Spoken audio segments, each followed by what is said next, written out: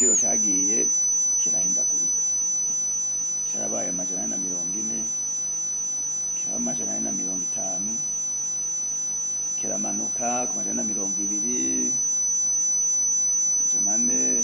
amajana 390.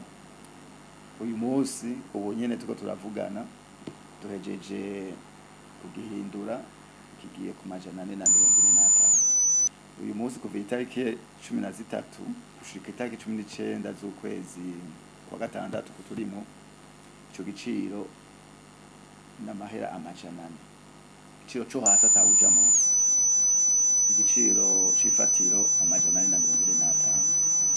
Urumva rero ivyo biciro biza birahindagurika.